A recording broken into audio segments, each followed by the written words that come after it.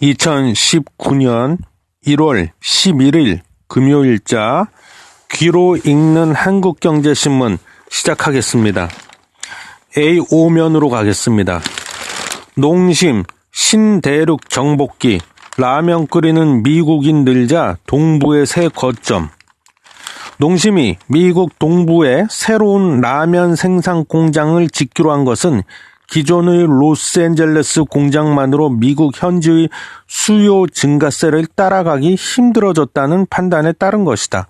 백인, 흑인 등 미 주류 시장에서 신라면 매출이 본격적으로 늘어나고 있어 선제적인 대응에 나섰다는 분석이다. 이게 미국인들이 라면을 이렇게 많이 먹었었나요? 전 몰랐네. 농심의 미국 라면 시장 점유율. 2008년도에는요, 2%밖에 안 됐어요. 근데 어느덧 2018년, 그러니까 10년이 지난 시점이네요. 15%까지, 7배 이상 올라왔네요. 이어서 증권면입니다. 어닝 시즌 시작되자 영업이익 추정치 줄 하향. 그렇죠. 얼마 전에 그 증권사들이 개망신을 당했죠. 삼성전자 작년 4분기 영업이익 추정치를 발표했다가 하나도 안 맞아. 하나도. 기사 보겠습니다.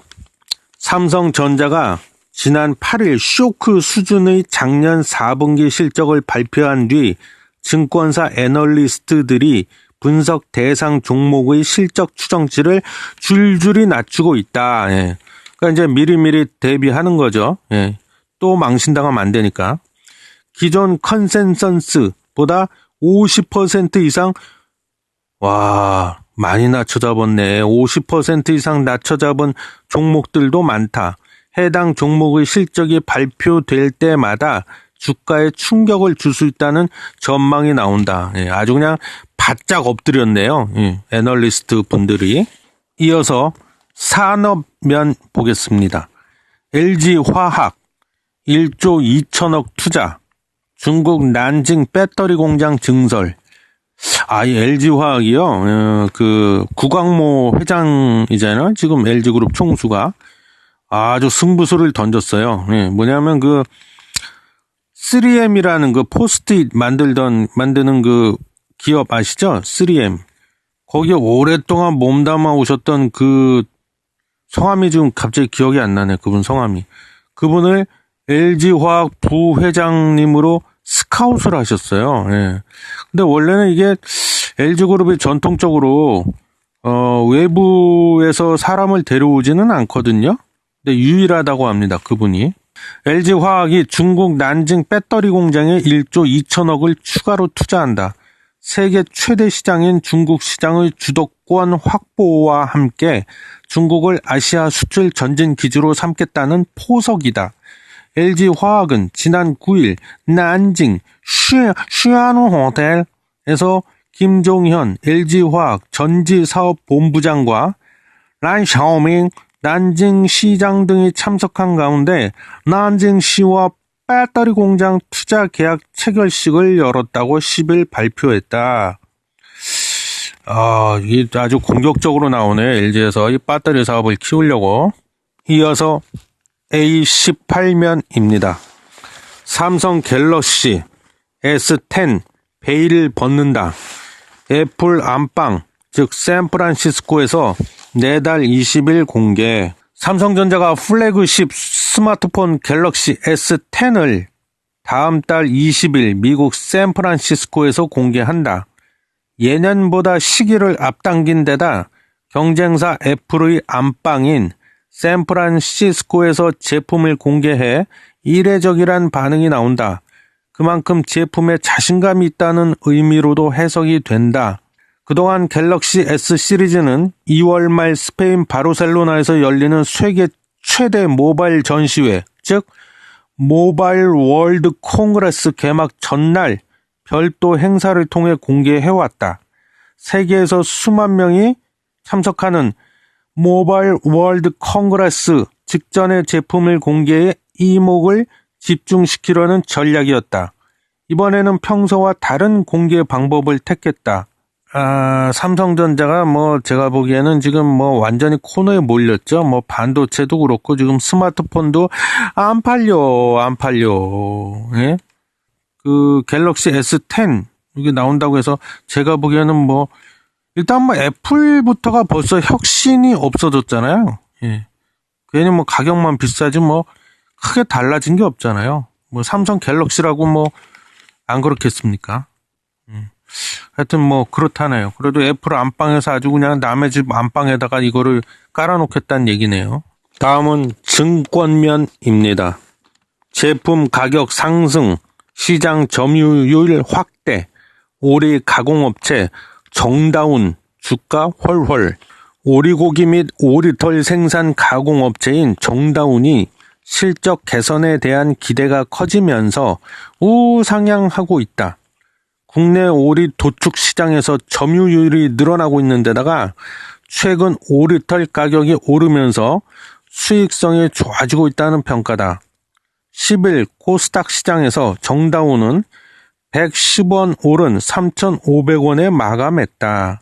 이날 개인과 외국인의 매수가 크게 늘면서 장 초반 4,145원 즉 22.27%까지 급등했었다.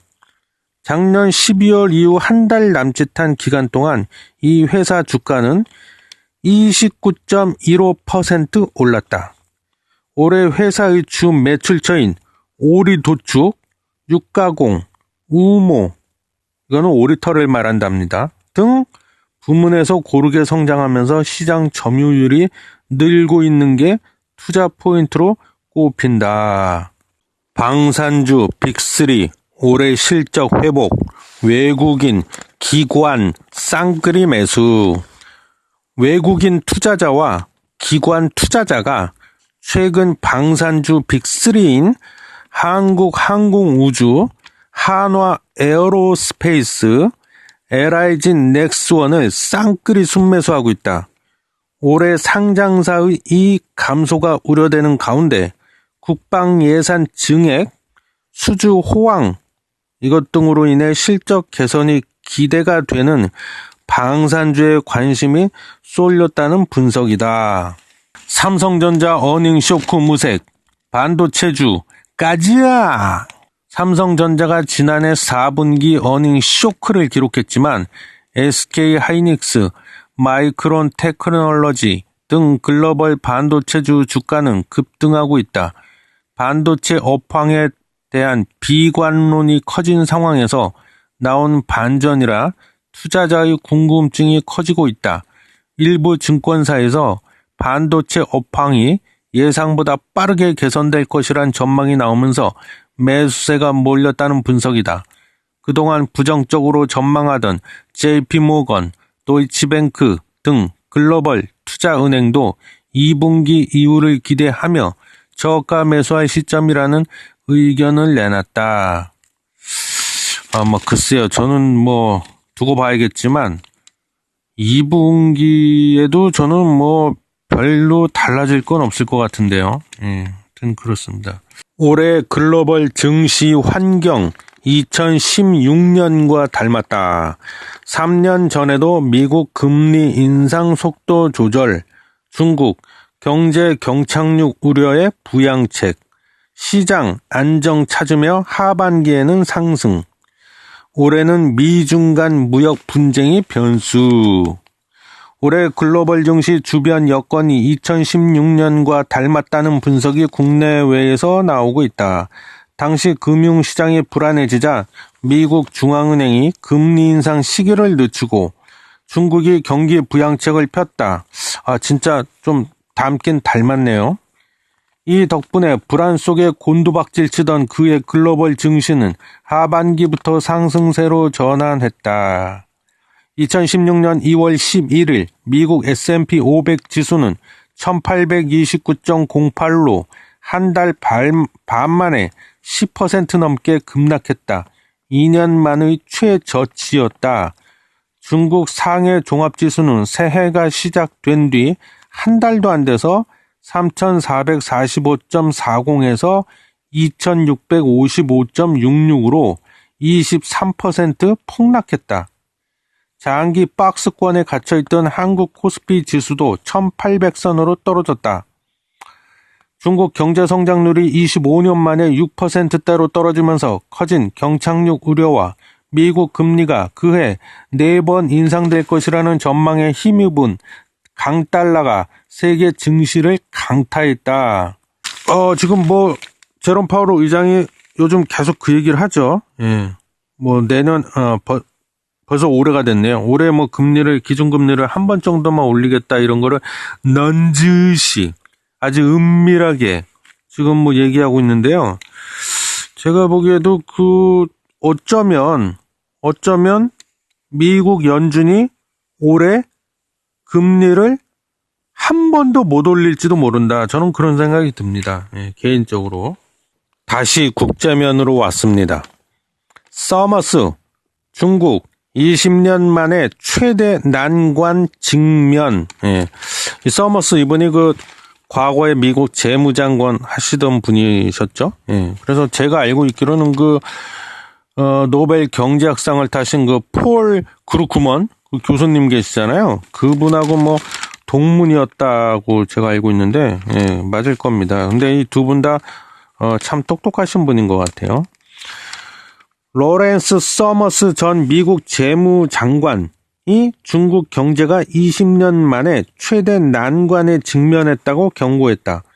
경기 둔화세가 가팔라지고 있는 중국 경제와 관련해서는 최근 디플레이션 우려까지 제기되고 있다. 디플레이션까지 와버리면 10일 중국 국가통계국에 따르면 작년 12월 생산자 물가지수는 전년 같은 달보다 0.9% 상승하는데 그쳤다. 시장 예상치는 1.6%는 물론 전달 상승률 2.7%에 크게 못 미치는 것이다. 이런 추세가 계속되면 조만간 생산자 물가지수 상승률이 마이너스로 전환될 수 있다는 관측이 나오고 있다. 이 생산자 물가지수가 하락을 하면은요, 소비자 물가지수도 하락하게 되어 있습니다. 예, 둘 다 연동이 되어 있기 때문에 그 말은 이제 물가가 내려갈 수 있다는 거죠. 그게 디플레이션 아니겠습니까? 다른 말로 얘기하면 이제 화폐의 가치가 올라간다는 얘기인데 좀 더 읽어보겠습니다. 생산자 물가지수 상승률이 급속도로 둔화가 된 것은 미중 간 무역 전쟁의 충격파 속에 제조업 활력이 떨어지면서 중국의 원자재 수요가 줄어들고 있기 때문으로 분석된다. 지난달 중국의 제조 구매 관리자 지수 PMI라고 하죠. 이것은 2년 만에 처음으로 경기 확장과 위축을 가늠하는 기준인 50밑으로 떨어졌다. 서머스 전 장관은 이날 블룸버그 TV와의 인터뷰에서 중국 경제가 지난 10년, 20년 새 발생한 어떤 것보다도 더 어려운 문제를 겪고 있다고 진단했다. 그는 통계와 관계없이 중국 경제가 상당히 둔화했다는 명백한 증거가 있다고 했다. 이어 중국 정부가 경제 성장 둔화를 막기 위해 동원할 정책적 수단을 많이 갖고 있지만 실제로 성장을 떠받치는 데 효과가 있을지는 미지수라고 했다. 그나마 이게 보면은 중국 경제 성장률이 그나마 아직 6%대로 유지는 하고 있는데요. 제가 보기엔 그 원천은 재정 적자로 그런 것 같습니다. 재정 적자로다가 성장률을 떠받치고 있는 형국이다 지금. 일단 그렇게 보이고요. 그렇죠. 지금 그래서 많이 지금 경기를 좀 부양하려고 돈을 풀려고 하고 있죠 이미. 그래서 그 예로 지급 준비율을 지금 낮췄죠 중국 정부에서. 근데 글쎄 이건 두고 봐야겠죠. 근데 저는 중국이 올해 내내 좀 걱정거리가 되지 않을까 싶습니다. 이렇게 해서 일단 오늘 귀로 읽는 한국경제신문 마치겠습니다.